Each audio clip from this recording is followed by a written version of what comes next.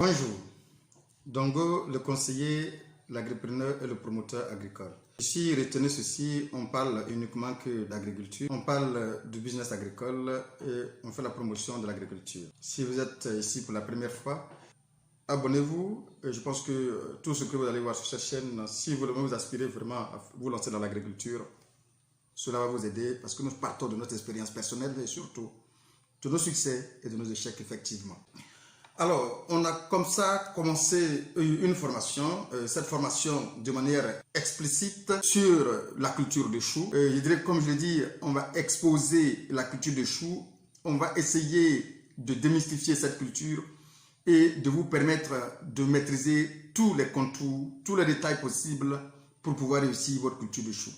C'est une formation gratuite que je vous offre sur la culture de chou, qu'il faut vraiment prendre soin de regarder du début jusqu'à la fin si vous voulez vraiment faire la culture de chou ou encore le maraîcher dans le sens large du terme. Tout ce que vous allez entendre ici va vous permettre d'éviter beaucoup de choses sur votre terrain. C'est très important de souligner cela. On disait comme ça dans la vidéo précédente que en général le matériel végétal, c'est-à-dire les plantures que nous cultivons, elles s'obtiennent effectivement à partir des graines développées dans un environnement bien évidemment protégé. Pourquoi protégé? Parce que la vidéo précédente, on a expliqué, parce qu'on a besoin de sécuriser notre plante de toutes sortes de parasites fongiques, acariens, de toutes sortes de maladies, de parasites fongiques, insectes, acariens, tout ce que vous connaissez, bactéries, tout ce que vous connaissez. On a besoin de sécuriser la plante de tous ces parasites-là avant la mise en terre. Très important. Le parasite qui se met sur votre culture ne se fait pas identifier dans un premier temps. Il ne se fait pas sentir dans un premier temps. Il ne se manifeste pas dans un premier temps. Il est à l'état latent. Il est calme et il mange tout doucement parce que, étant petit, il ronge doucement à petit feu votre culture. Du coup, si déjà durant les 21 jours ou les 25 jours de la croissance de votre pépinière, si le parasite s'installe déjà, c'est un problème pour vous parce que tout simplement, ce parasite-là va se manifester très rapidement, voire même 2 semaines, 1 mois après la mise en terre de cette culture-là. Du coup, il est difficile de le neutraliser. Très difficile de le neutraliser. C'est pourquoi il faut protéger. De toute façon, dans la mise en place de la pépinière, on va vous développer quelles sont les précautions à prendre pour éviter que ces parasites-là s'installent très tôt et pour se manifester très vite dès la mise en place de votre culture. Très important. Ensuite, il faut savoir que ces plantules-là sont repiquées dans un sol fertile. Et tenez-vous bien, dans cette formation, on vous explique comment rentabiliser et avoir, il ne serait-ce que entre 30, 45 à 60 tonnes minimum l'hectare. Donc, écoutez bien, pour mettre en place ou bien en pratique tout simplement ce qu'on vous dira de faire dans cette formation, vous allez voir que ça va beaucoup vous aider à atteindre votre objectif. Donc, je disais, les plantures sont repiquées dans un sol fertile et bien labouré et sans mauvaises herbes et bien sûr bien drainé. Ce sont les conditions dans lesquelles la plante doit être pour son développement que je vous explique maintenant. Alors, les jeunes plants sont plantés en rangée. Il faut respecter et tout à l'heure, dans le dispositif, on va vous dire les différents écartements sur ligne et entre lignes qu'il faut respecter tout à l'heure. Alors, ces jeunes plants sont plantés en rangée de façon à ce que les plants soient bien espacés et aérés. Pourquoi? Vous allez le savoir plus tôt dans cette vidéo.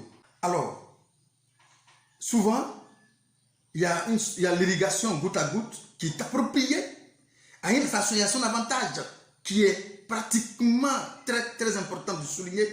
La fertilisation goutte à goutte, l'irrigation goutte à goutte est beaucoup plus important que l'aspersion parce que goutte à goutte ciblée sur les pieds, la quantité d'eau mesurée, ça donne une grande productivité à votre culture. Alors, il y a encore une possibilité de faciliter une autre activité, c'est-à-dire la fertilisation. Donc, c'est pourquoi, dans le goutte à goutte, on met en même temps la fertilisation qui va favoriser tout simplement encore une sorte d'irrigation ciblée, efficace, qui va vraiment se permettre à la plante de recevoir la quantité de produits d'engrais qu'il faut pour son développement. Et là, on ne disperse pas nos forces, on ne disperse pas effectivement les ressources que nous avons, c'est-à-dire les produits que nous donnons à notre culture. Très important. La fertilisation, la fertilisation par, la fertilisation, c'est l'irrigation par engrais solubles, dans l'eau, qui sont injectés dans le système d'irrigation. C'est ce qu'on appelle la fertilisation. C'est-à-dire que l'engrais soluble dans l'eau est injecté dans le système d'irrigation. Au même moment que la plante et l'eau circulent, les éléments circulent effectivement et ciblent les pieds et les irriguent, les alimente considérablement et tranquillement. Il faut remarquer simplement que dans la plupart des variétés, les choux sont prêts à être récoltés à partir de entre 75 jours après, entre 60, 75 et 80 jours après repiquage.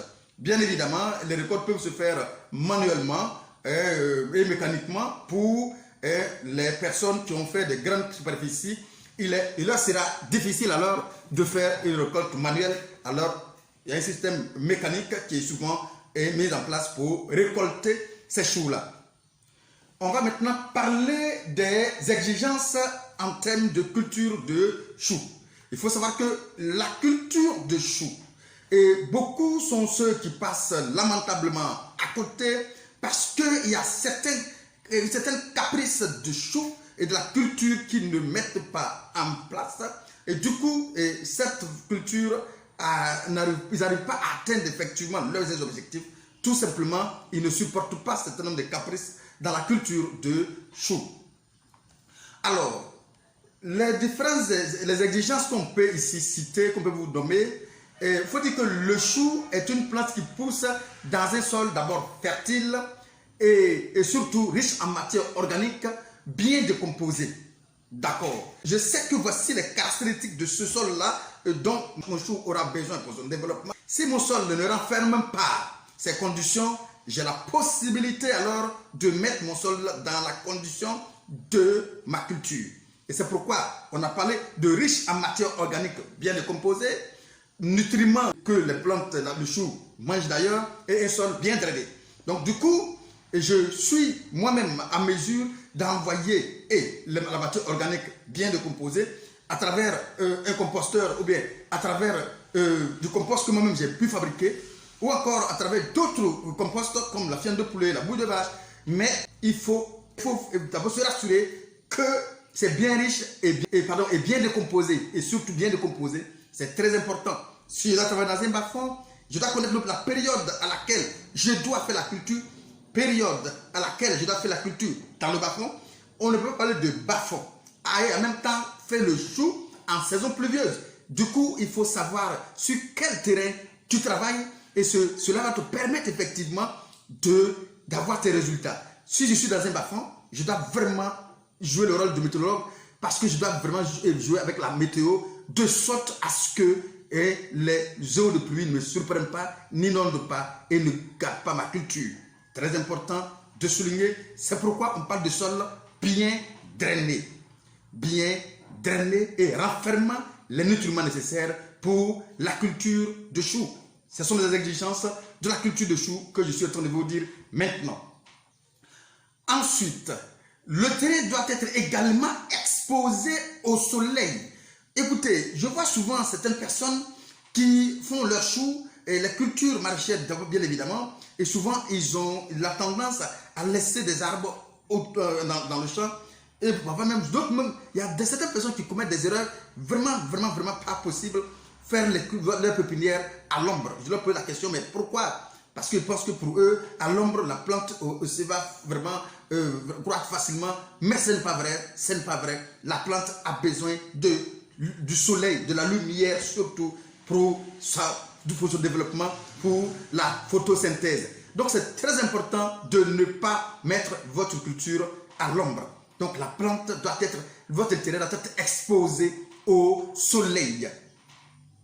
Il est aussi essentiel d'effectuer une bonne préparation. Les exigences, une bonne préparation de votre sol. Oh là là, beaucoup sont ceux qui passent carrément à côté de la préparation de leur sol. Je dis, mais pourquoi vous vous pressez à mettre une culture en place, sachant que vous êtes en train de courir derrière? Selon vous, mine de rien, en 3 mois, vous voulez mobiliser autant de millions. Alors, pourquoi ne pas prendre le temps qu'il vous faut pour mettre en place tout ce dont cette culture aura besoin pour son épanouissement? Pourquoi vous précipitez? Le sol doit être bien préparé. La préparation du sol est vraiment très importante, qu'il faut respecter cela. Avant de planter, il faut préparer le sol considérablement, de manière tellement professionnelle que la plante n'aura pas d'excuse que effectivement de grandir et de donner les meilleurs résultats. Alors, l'expérience montre clairement qu'il est idéal, effectivement aussi, il est idéal même utile de travailler le sol et d'appliquer du compost et du fumier bien décomposé avant le repiquage ou même avant le semis direct, comme certaines personnes le font, et bien évidemment. Ça marche, hein? Mais seulement il faut du professionnalisme, effectivement, et mettre la plante dans les meilleures conditions, dès le début jusqu'à la fin, pour que cette plante-là puisse effectivement croître normalement, je veux dire. Alors, en général, le chou, effectivement, préfère un sol fertile avec un pH qui oscille entre 6 à 6,8. Alors, si tu avais un sol qui a un pH qui est entre 6 et 6,8, ce sol est très bien pour votre culture de chou. C'est très important aussi également de souligner cela. Alors, la façon la plus courante d'avoir des plantes florissantes, des plantes florissantes, des rendements de très bonne qualité est de garder bien évidemment le sol constamment humide. Quand votre sol est constamment humide, vous allez voir que votre plante va effectivement s'alimenter de manière régulière. Alors la plante ne fait que effectivement grandir et grossir. Pourquoi? Parce que l'humidité procure effectivement tous les éléments nécessaires à la plante pour son développement. Même s'il est préférable effectivement de faire la culture de choux sur les terrains en jachère où il y a moins de travail, c'est vraiment préférable comme je l'ai dit, mais notons effectivement que les forêts vierges ne sont pas aussi à proscrire. On peut effectivement faire la culture de choux, que ce soit dans les jachères comme dans les forêts vierges. Mais la seule différence est que sur les terrains en jachère, la culture sera plus facile à effectuer malheureusement que là où se trouve une belle forêt vierge. Mais attention, dans la forêt vierge où il n'y a eu pas de culture, les feuillages qui sont tombés depuis des décennies et qui sont décomposés, la fertilité du sol est restée. Et c'est pourquoi effectivement, bien que les travaux seront lourds, c'est vrai, mais la production, le rendement sera quand même à la hauteur, parce que tout simplement, tout ce dont la plante aura besoin, je pense, est déjà à l'intérieur de ce sol-là déjà. C'est pourquoi les deux marchent. On peut faire la culture du chou en abattant une forêt, en dégageant les racines et déposer le chou tranquillement, ça marche. On va passer dans la prochaine vidéo à la préparation de votre parcelle. Restez scotchés pour la suite de votre formation.